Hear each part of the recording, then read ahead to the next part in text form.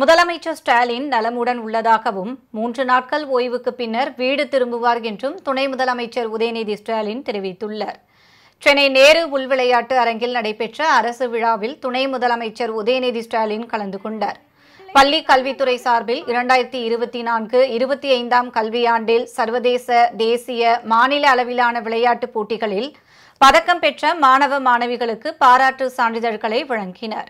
பின்னர் செய்தியாளர்களிடம் பேசிய அவர், முதலமைச்சர் ஸ்டாலின் நலமாக இருப்பதாகவும் உடல்நலம் குறித்து மருத்துவர்கள் விரிவான அறிக்கை அளிப்பார்கள் என்றும் கூறினார். 3 நாட்கள் மருத்துவர்கள் ஓய்வெடுக்க அறிவுறுத்தி இருப்பதாகவும் விரைவில் முதலமைச்சர் வீடு திரும்புவார் என்றும் உதயநிதி தெரிவித்தார். முதலமைச்சர் அவர்கள் நலமாக இருக்கிறாரு. இன்னைக்கு காலையில் சில டெஸ்ட்டுக்கெல்லாம் எடுக்கப்பட்டிருக்கு. மருத்துவர்கள் அதுக்கான அறிக்கையை கொடுப்பாங்க. 3 நாட்கள் நேற்று ஹாஸ்பிட்டல்லேருந்து அறிக்கை கொடுத்துருக்காங்க. 3 நாட்கள் ரெஸ்ட்டில் இருக்க சொல்லியிருக்காங்க. விரைவில் குணமடைஞ்சு வந்துடுவார்.